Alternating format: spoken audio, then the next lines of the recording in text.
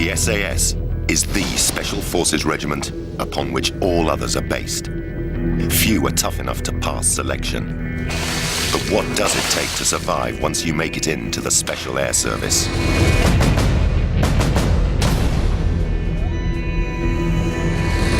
Using a series of dramatic scenarios, a team of hardened ex-SAS veterans have agreed to reveal the survival secrets that kept them alive.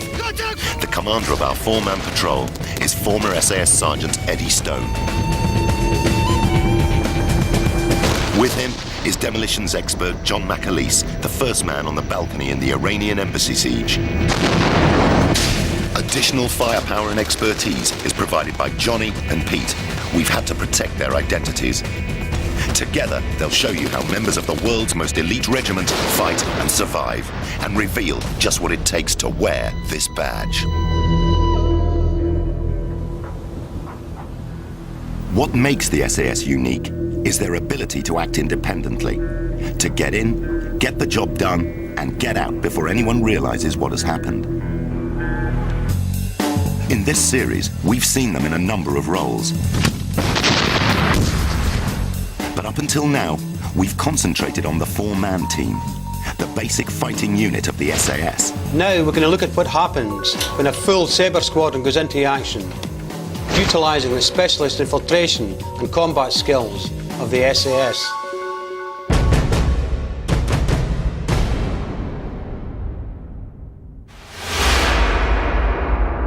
The fictitious mission we've created is a special personnel extraction, in this case, to capture and remove a war criminal. The target, his residence in the heartlands of a fictional country with a terrorist-sponsored government. The operation will involve an insertion behind enemy lines, parachuting a patrol from air troop to recce the target. The rest of the squadron will infill by boat. After climbing and securing the cliffs, the main body of the squadron will advance to the target and carry out the abduction. For our fictitious mission, we're using a team of actors to make up the troops in the squadron.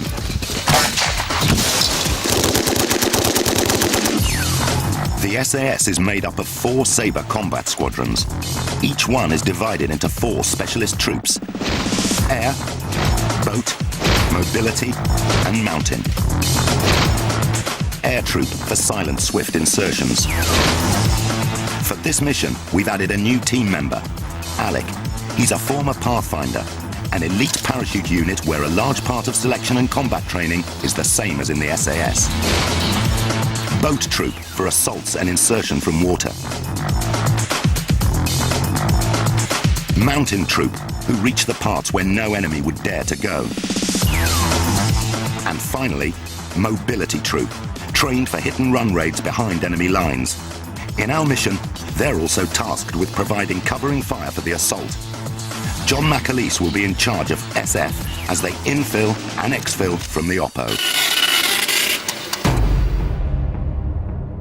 In this series, you come across a lot of phrases and terminology. Some obvious, some not. Jimpy. Pinky. Ping.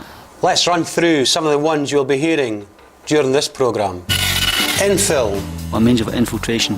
Get in, do the job, get back out again. Exfil. A means of exfiltration from the target area. Pinged. You spotted somebody, you pinged them. Coming from the radar noise. Ping. Bumped. Bumped. Contact. Right, let's get on with it.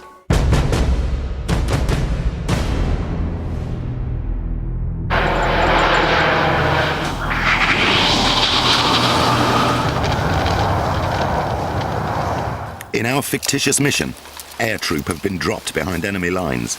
Patrol Commander Eddie is first on the ground. He buries his parachute and then heads off for the first rendezvous. I'm in location now, waiting for the rest of the team to come in. There is a gap of probably 50 to 60 metres between each person as they're coming in. So it will take them a little bit of time to move into this area, where I will pick them up. When they come in, I will then place them down all around the fence to form a protective barrier around our first RV point. It'll be some time before Eddie knows whether all his patrol have survived the drop. These men have had to freefall from 35,000 feet and land in a hostile drop zone. all at night. Just some of the skills expected of air troop.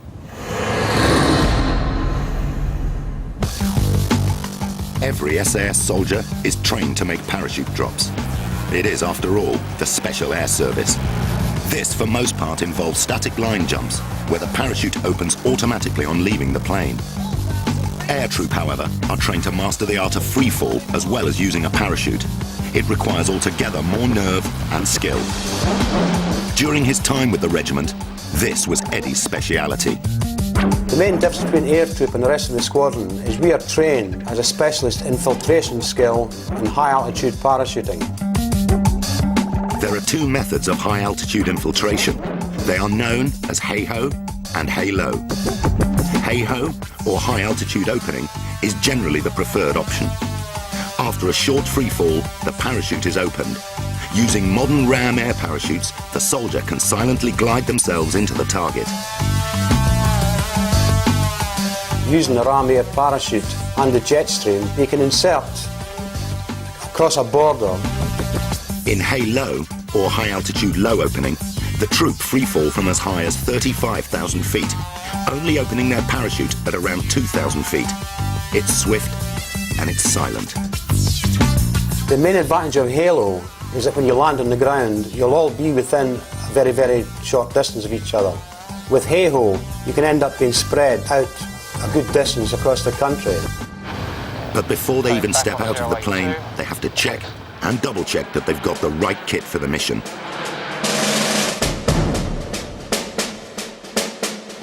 Helmet, obviously to protect the most important part of your body, your brain. Oxygen mask. The reason for the oxygen, if you're jumping at 35,000 feet, obviously there's very little oxygen there. Okay. Gets very cold up there, so it's very important you wear gloves, good thermal suit, main parachute, reserve parachute in the top. It's got a little tag on it. If that's not there, don't jump with that parachute. It's the main handle, reserve handle. This is where your equipment gets attached to. This strap is attached and pulls the oxygen bottle close in and tight to the leg. It's also used for holding the weapon in position. This equipment weighs about 45 pounds. When you've got a 120 pound Bergen on top of that, getting to the edge of the aircraft, pitch black at night, you've got to waddle to the edge and basically drop yourself off.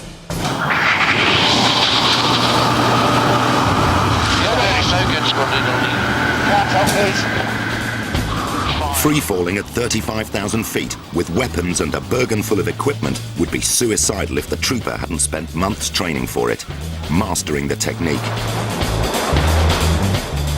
What he's trying to do at this stage is create symmetry in all parts of his body. His head must be in an upright position. Because of the weight of his head, if he bends his head forward and he's looking down, he will start to tumble forward. 3.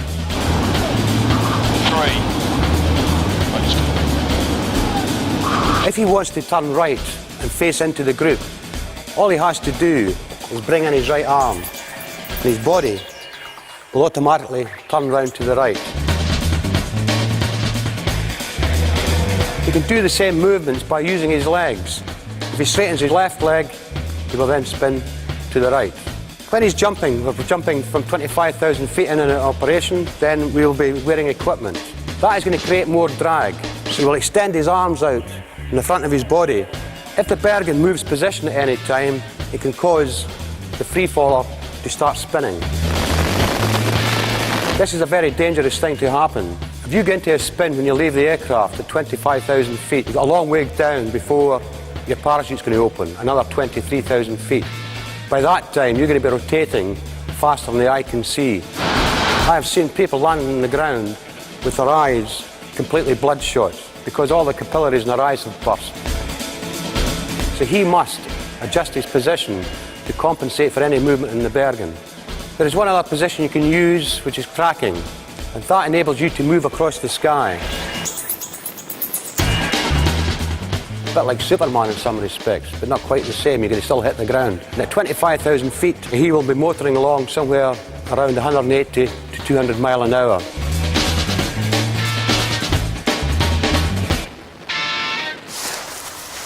When deployed, the ram air parachute quickly inflates. It then acts as a rigid wing. The trooper steers himself using left and right toggles towards the landing zone. You want to turn left, pull down your left steering toggle. What that does, it shuts off the air to the left-hand side of the parachute, causing it to rotate around to the left. As he approaches the ground, he has a new problem to consider. When to drop the heavy Bergen. For stability during freefall and the parachute descent, it's been strapped to the back of the legs. Approximately 1,000 feet, we start looking for wind direction indicators. In other words, smoke coming out of chimneys, where there may be trees blowing, what direction the wind's coming from. He's got to land his parachute into wind. As he comes into land, he slides his Bergen down to the end of his legs. To touch down safely, he has to release it onto a line. Timing is critical. If he lets go too early, it will act as a pendulum, causing the trooper to lose control. 10, 15 feet off the ground, he will flick the Bergen off his feet and let it land on the ground nice and gently. The reason for this is he may have equipment in there, might be a laser target marker, or maybe binoculars in there that we require for the operation. If he lets it hit the ground at high speed as he's coming into land, it can damage the equipment in the Bergen. When you're coming into land, you guide yourself into wind, flare the canopy down, it will shut off the air, but the canopy will sit back. And you should land on the ground nice and gently, if you do it properly. Finally, the trooper has to hide his parachute before continuing with the rest of his mission.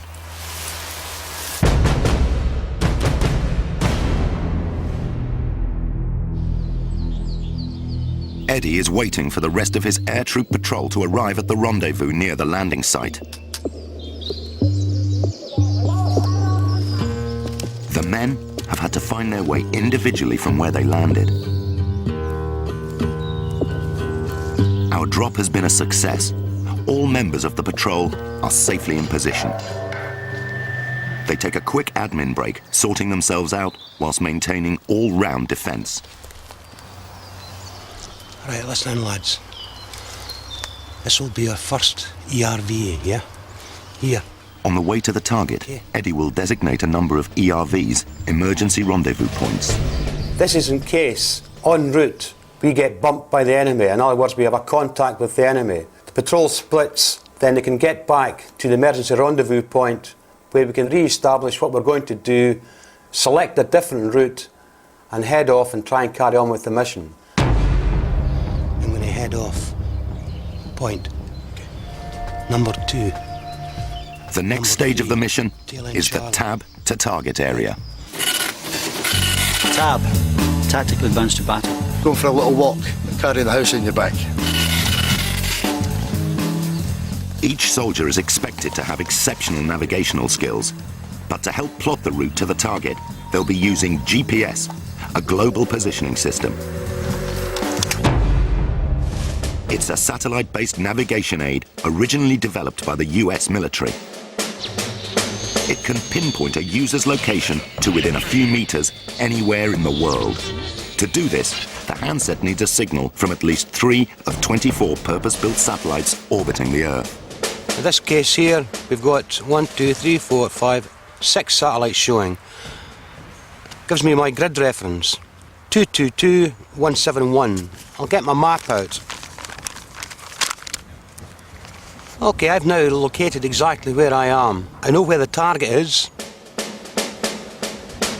So when we set off on our route, that will tell me, after a period of time, how long it's taken me to cover a kilometre. So I can then work out from that how long it's going to take me to reach my target area. The patrol moves out. Every one of them is an experienced soldier trained to use all kinds of navigational tools.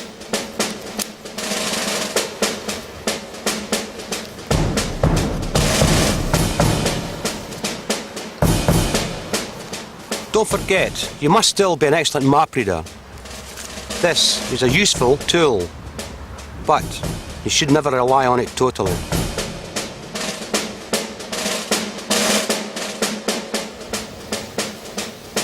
Moving into an enemy position or moving into an area of operation isn't about head down, arse up and getting there as fast as you can. You've got to move tactically at all times.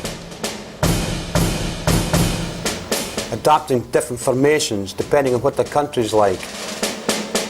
When we're patrolling along, each person has their own arc of responsibility.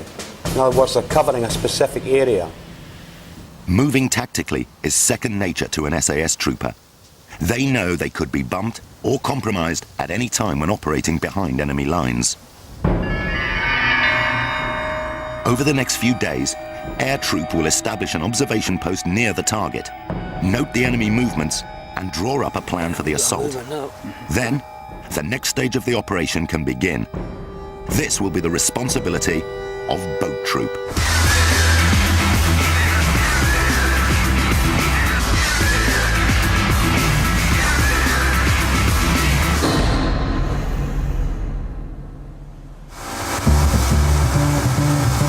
Their job is to get the squadron ashore if there's an approach from water.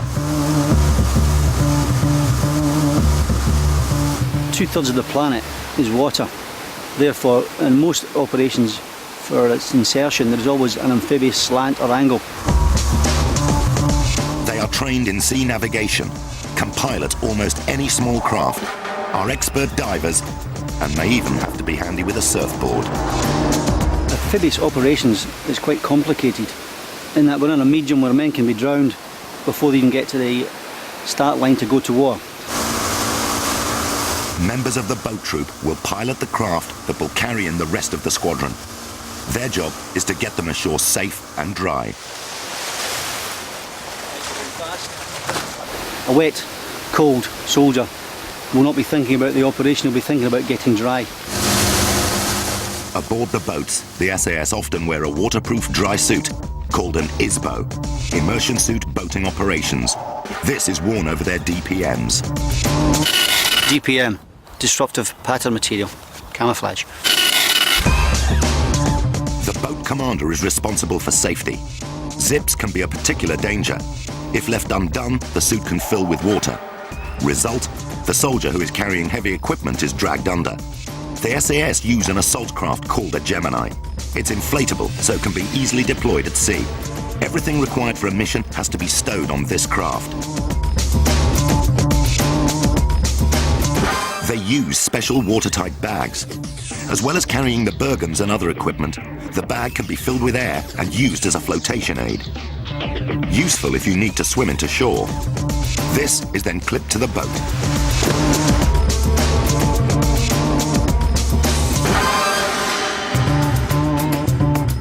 Weapons and equipment are stowed and secured to the boat, so that in the event of a capsize, hands are free to right the craft and the patrol's ability to fight is not lost to the sea.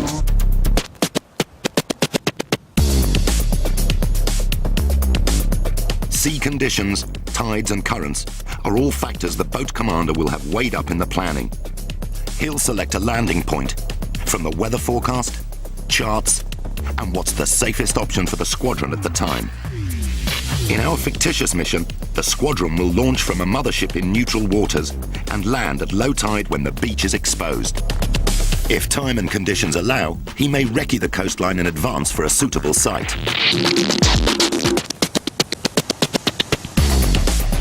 It is vital to choose a landing site with plenty of cover, such as rocky outcrops. But a beach surrounded with heavy rocks can prove to be treacherous in stormy weather.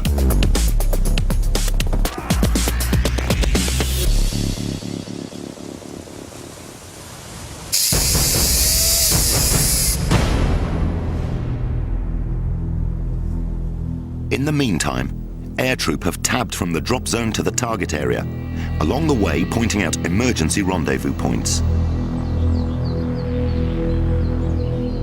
For the past 2 days, they've been watching the target from an OP, observation post.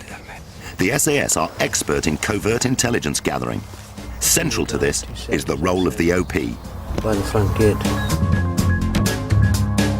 Long-term OPs involve digging in and effectively living in a hole in the ground for days, maybe weeks. During counter-terrorist operations in urban areas, there will be more hiding spots. But again, the soldier will be expected to eat, sleep, and go to the toilet at his post. This is called hard routine. In our mission, they've got to gather as much information as they can about guards and points of entry Looks like they're just changing over. before rendezvousing with the rest of the squadron in a couple of days. This is familiar work for Alec, who has come from another of the British Army's elite forces, the Pathfinders. Basically, we're the eyes and ears of the brigade commander, and what would be used for us to go and recce and secure drop zones for the incoming troops for the relevant operation. Pathfinder selection is similar to the SAS, the main difference being they don't train in bodyguarding and counter-terrorism. The Pathfinders is green soldiering to a very high level. Initially, what we require is a very good basic infantry skill to get through the selection. Once you're successful in that, you then progress to mountain skills, mobility skills, jungle skills and desert skills.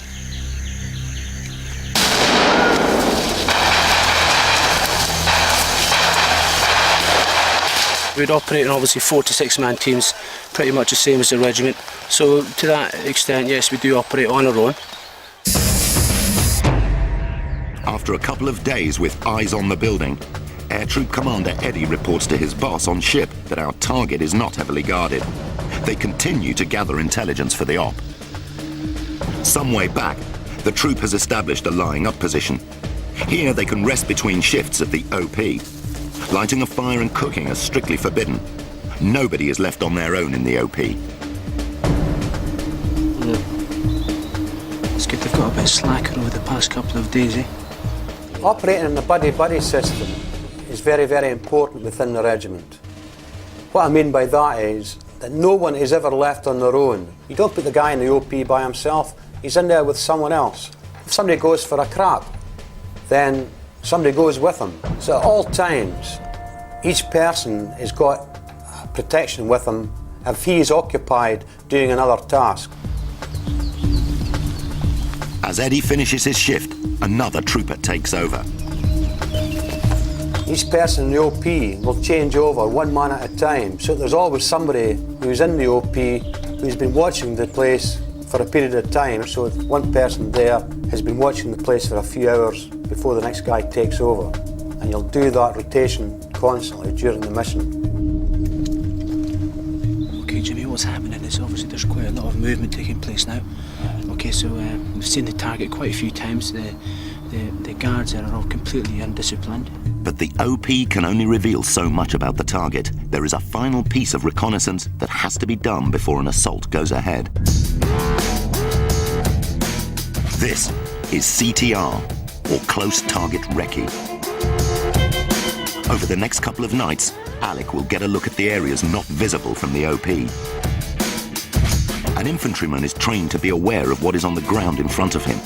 If he doesn't, the consequences could be disastrous. Mines and booby traps are always a constant danger. The CTR should reveal whether there are any dangers on the approach to the target.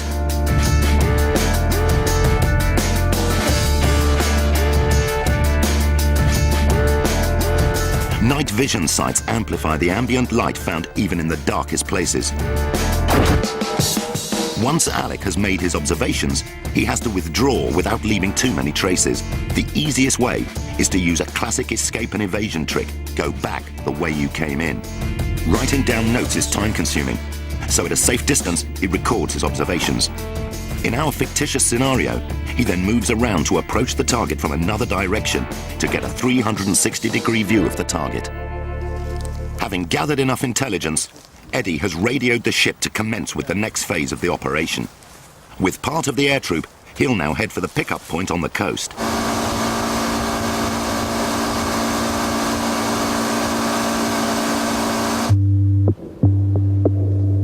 Some way out to sea, the rest of the squadron are fast approaching their insertion point. They slow their engines to reduce noise.